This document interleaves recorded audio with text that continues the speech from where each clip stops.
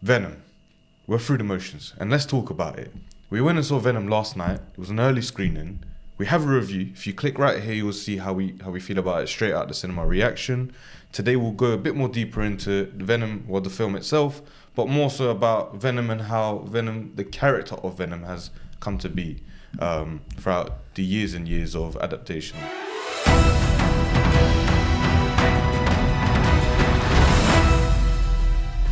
I would like to throw ourselves straight into the review. Spoiler warning for Venom the Last Dance as well. Without a doubt, yeah. And I'm just going to take us straight into Ty. Ty, how do you feel about the film? Obviously, we did review the film last night, and we gave our reaction. Once again, you can click up here if you want to go see that. But yeah, what's your take? Oof. All right. You're starting with me, yeah? I'm starting with you. So, I generally am not a big fan. I'm sorry to break anyone's... Are we talking about Venom the Last Dance right now? I'm talking about Venom. Okay, cool. Yeah, we can go into there as well. I'm talking about Venom generally, but more specifically the final film that we watched yesterday, The Last Dance. I think the core of it is a story about Eddie Brock kind of losing his, year-long partner of Venom, and that camaraderie coming to an end. I think that was the only interesting bit really of the film, to be honest with you. I think the rest of that whole franchise for me just felt too far attached from what I think Venom should have been, which is a more darker, less funny and more serious character. But obviously they are making it for children, so it's out of my I think the rating market played a group. part in that. I'm sure it did.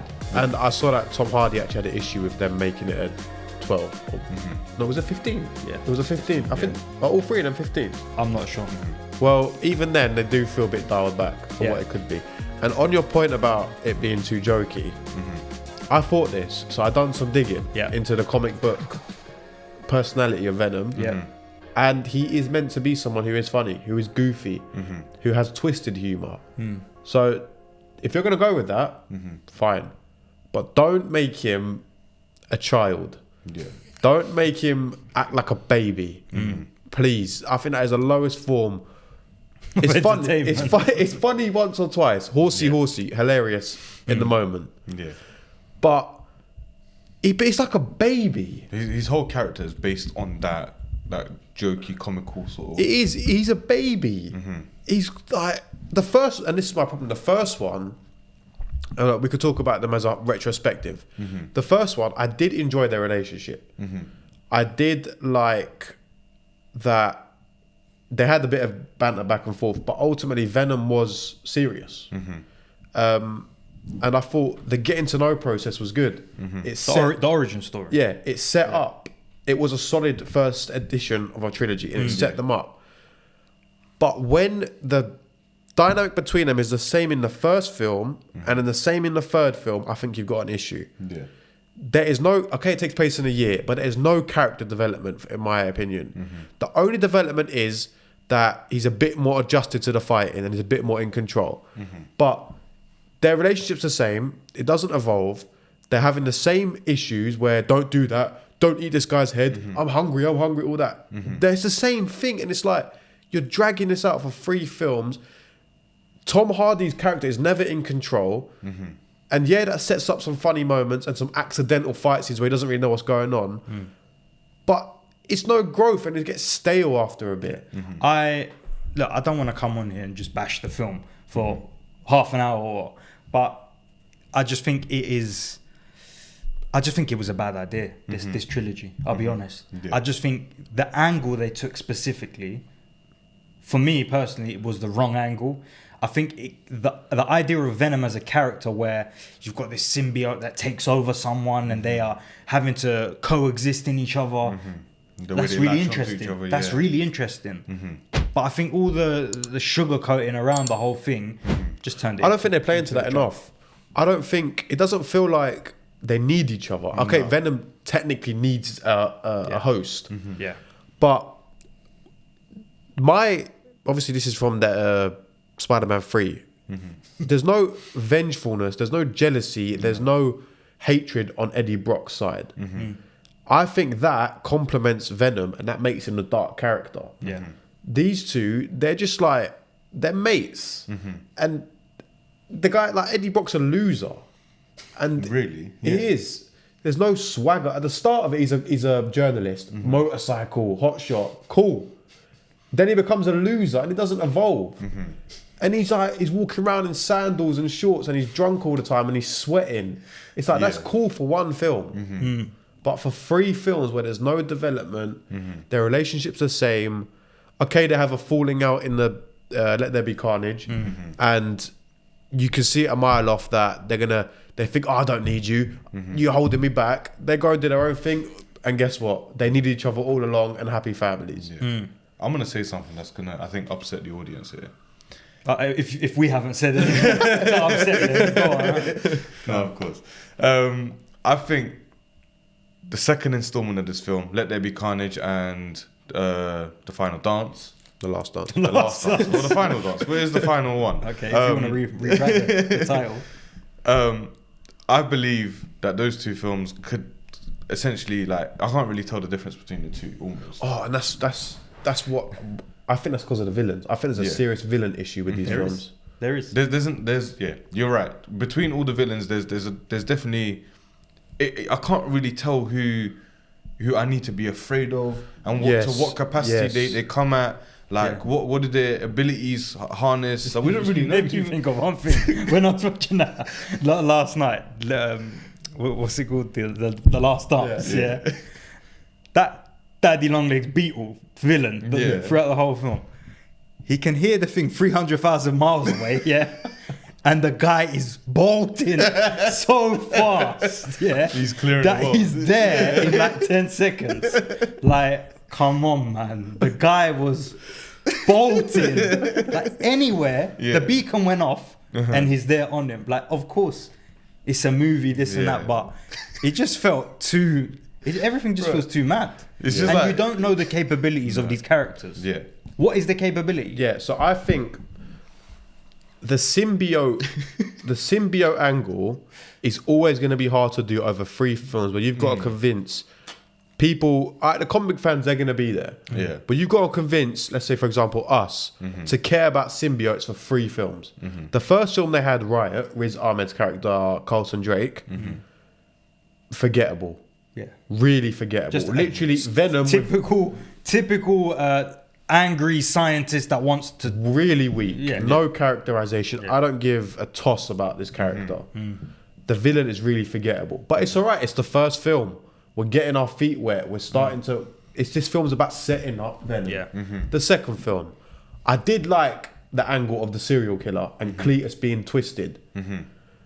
But we'll touch on the second one. The relationship between Cletus Cassidy and Shriek, his lover, weak. Yeah. And a common thing they've done in these films is giving us 5-minute backstories of the film, of the characters at the beginning. They've done it last night at the beginning of the film, 5-minute backstories, and expecting us to care. Because I know that this guy and his girlfriend were meant to be. I know that the Juno Temple's character last exposition. night. All exposition. But like what? They're holding hands on the beach last night. Juno, Dr. Payne, and her brother. Yeah. And I'm meant to all of a sudden care about this character because I've seen her hold hands with her brother. For 5 seconds. And the thing with the second one is you've got Woody Harrelson and Naomi Harris. Yeah. Woody Harrelson speaks for himself. Naomi Harris has been in Bond films. She's been in Pirates of the Caribbean, Moonlight. Yeah. An amazing British actress. I think she's British. And they're wasted, man. The relationship between them, it's like there's nothing there. There's no characterization. It's rushed. I don't give a toss about their relationship. I'm gonna do a compilation of just us cussing this just back to back. Honestly, like I feel bad because obviously a lot of people. We talk a lot about behind the scenes stuff as well, and it takes an army to create these films. of course. So visually, no problems. I have got a problem. I've got a major problem. What's the very major problem actually? Yesterday, there was a exposition scene about what Noah wants for the world with that green guy in the thing who was trapped in Area 51. He was just going on about... in Area 51. He was under... No, he was in space. No, Noah was in space, but the green guy symbiote down in Area 51 yeah. who was doing the exposition. Yeah, he was just doing the exposition of what Noel wants and this and Stephen this. Graham's character. Yeah. Yeah. The CG on that in his face Do you think? when he was there, just I know it looks like Watchmen. It gives me that Watchmen I honestly style. thought that scene of him, it's Mulligan, Detective Mulligan's character, transforming into that symbiote, and it's all dark, and he's building and he's slithering. I thought that's probably the best scene of the whole film. It's especially when they're doing the exposition and he's as the symbiote and they're talking through the glass. I just thought it was so dry. The acting in that scene, and it was just constant exposition. Yeah. It was being fed to us like a baby. It is what I'm saying. It's You're giving us spoon-feeding your narrative, You're yeah. giving us 5-minute backstories, 5-minute histories about characters, key components in all of these films. The main villain, you need to build, you need to feed us stuff throughout the film, learn about the characters' motivations, give us characterization for every single key character in the film. Otherwise, we don't give a toss. I've got a big question. Go on. As a whole, do you see there being room for another Venom franchise? And does Venom work outside of the Spider-Man thing? That's what I'm does it saying. exclude? Like, can you do a good? You can. If you don't do the whole symbiote thing, which is what I was saying. Symbiote wars for 3 films, it gets old. It's the same villain 3 films in a row. What I don't understand is Yeah. It is. You're it's right. because of the comics, obviously, but I don't like the fact that he's fighting other symbiotes. For one film, you can do that. Yeah. You can do that for the first I don't film. think that should be his It's the same sole villain, bro. core. Yeah, I don't think. So. I don't know who his villains are in the comics. Yeah. So I don't know if it's a case of he needs Spider-Man to thrive cinematically. I don't know. And because they tried to put him as an anti-hero, he's in a tough position. But you've got the same characters fighting each other 3 films in a row. And it was cool seeing the different symbiotes last night. Yeah. It was cool seeing them team up. But What it's did I like... say last night? I was like, yeah, I was the moment that team up scene. I was just expecting like a out of the blue in the background, Shazam, and then you just a zap and Like the it whole- was. I will say that bit of the film did get me intrigued. As No, I would say I'd it was agree as well. interesting seeing all these different what symbiotes can do and how they're operating. But I didn't really care. Do you know my biggest issue with this film, or these films generally, is. But you like these, no? No, but I still have one of my biggest issues with these films. I've enjoyed the first one, the second one, and now the third one I don't like. Obviously, there's moments within the film that I've laughed at and things that I can't deny that. But one of my biggest issues with these films is I feel like there's no threat to the symbiotes. There's no real impeding threat. Like, okay, cool. If this happens, that they can maybe disappear or vanish or even die. Like, there's nothing that is making me feel. There's no care towards it. And to be honest, I think that's, like you said, it's probably one of the biggest issues the film has, or these films. I don't like how he became Venom in the first place. I much prefer when the character Eddie Brock is at his lowest, and he's got a branch. Is that how you say it? And Venom gives him that branch, and then he harnesses that darkness, that jealousy into Venom. In this, Eddie Brock is going to the lab because he got a scoop. He's going to the lab, an accident happens, and he does it. And he smashes the window. And he smashes the window, and he becomes Venom. Yeah. I honestly I don't think Spider-Man 3 Venom is good at all.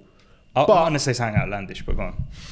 But I much prefer him kill Peter Parker. He's looking up, Peter, and then he takes the jacket off. That's cold. I think that's better. Of course it And is. another thing about that is I think that comedy where he's got that dark, twisted humour, where he's like, my spider sense, if you know what I mean, that one, when he's holding MJ, I think that's so much better than chocolate brains. It's like, do you know what I'm saying? 100%. I don't think this title is just going to be shitting on Venom series, isn't it? But We'll keep it a buck though, man. no, 100%. But this is the truth, and I think a lot of people agree with this. And I speak for us. We love Tom Hardy, man. We love Tom Hardy. 100%. Yeah. I don't think his heart's in it anyway, but I think that's a whole different. That's a whole different That's a topic. whole conversation. I don't think, because I heard them speaking about how a lot of people want to obviously see Venom in the MCU and how that would work out. I don't think that iteration of Venom, deserves to even be in that world and have that as Venom. I think they need to do a better job at creating Venom before they start bringing. Because if I saw Venom in that film, I would not be excited at all. No. And I don't think it deserves that.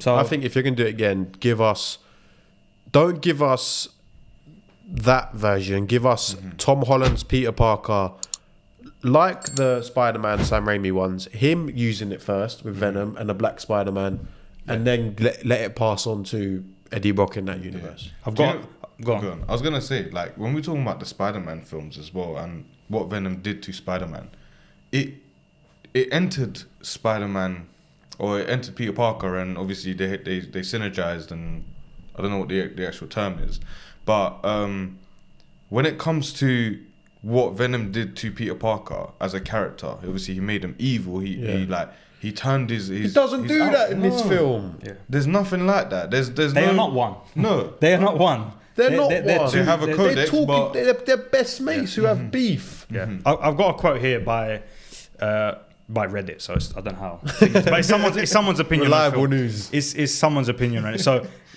and I quote, the Red Death says, as a fan of the Venom comics and as someone who owns all the comics, so this is a super fan, it was one of the most disappointing character assassinations I've ever seen. Having the symbiote talk to Eddie like some buddy cop movie was such an awful decision.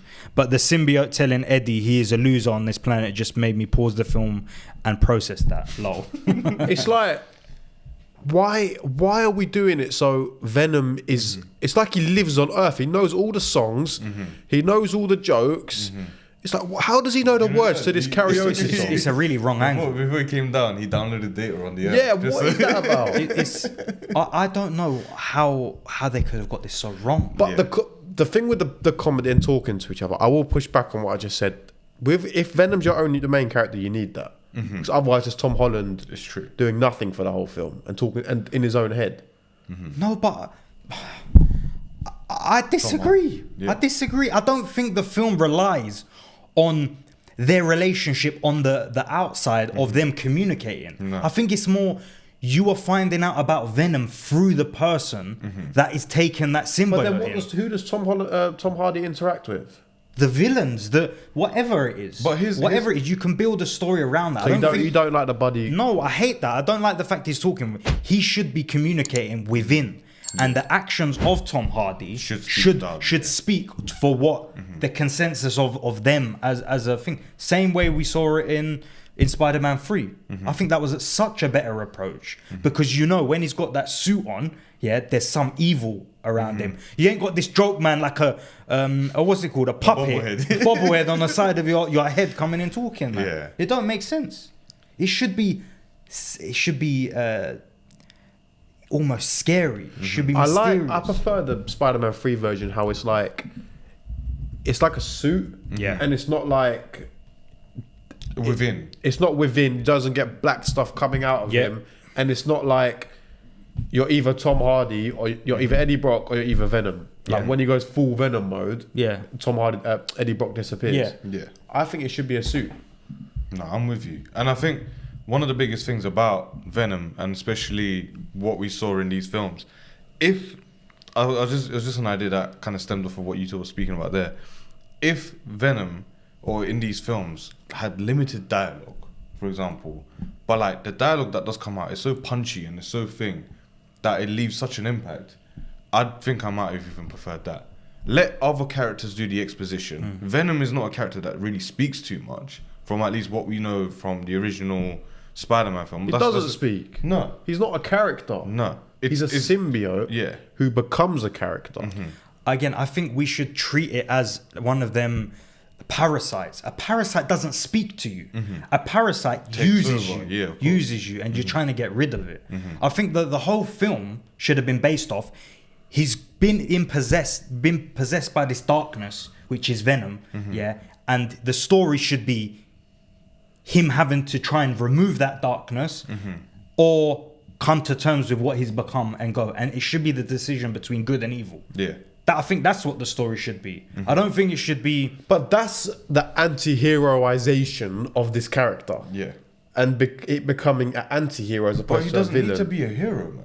But that's the whole Sony that's the angle. angle. That's the angle they want. with all these films. Yeah. But look, can you not have that? Look, can you not have a story that's got a character that is doing evil to someone, but in the end, maybe he demolishes him, or maybe he gets rid of him and he chooses the right path, and there is a story behind it, which But is that's what I'm saying. At the start, is I want to eat brains. yeah. And Eddie Brock's, they're learning the ropes. That's fine for one film. If you're 3 films down the line and it's still, can I eat this guy? It's I keep saying Tom Hardy. Eddie Brock is never in control. Yeah. He doesn't harness the venom.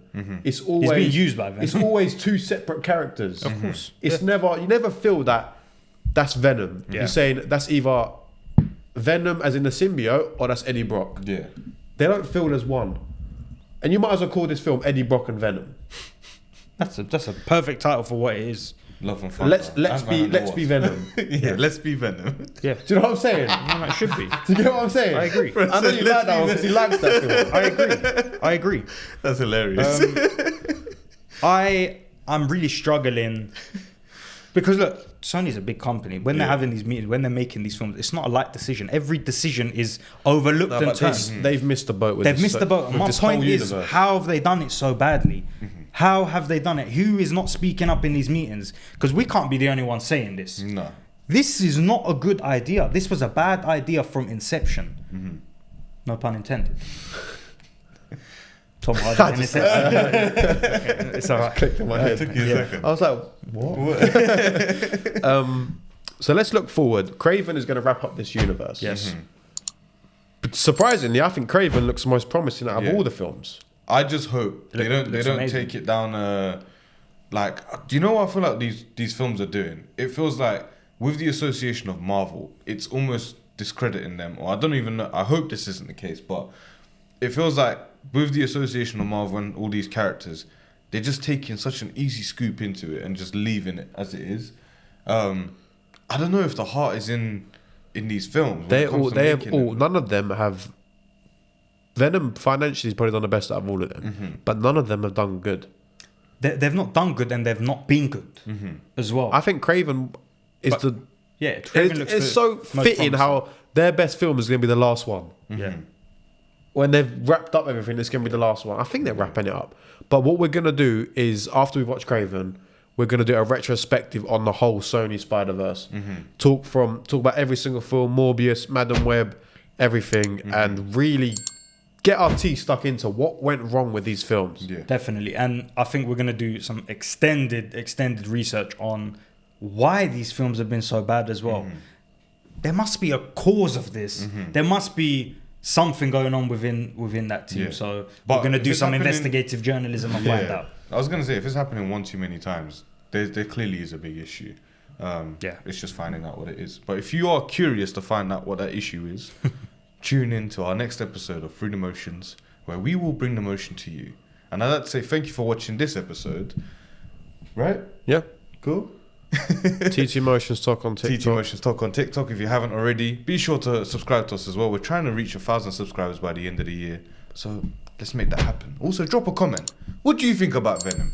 Have they done a good job, or has it just been a shambles for you as well? And one last huge thank you to Sony. We really appreciate it. Just a shameless ad. At the end of the day, we're honest. We're not going to sugarcoat anything. 100%, of course. We love the actors. Yeah. They're all amazing actors. I love Sony, man. We love Sony. Venom. We love Spider-Man. Yeah. And this is just it's just how it is. It's how it is. But we'd rather keep it 100. Yeah. Definitely. Thank you very much for watching, and we shall see you in the next one. Take care and goodbye.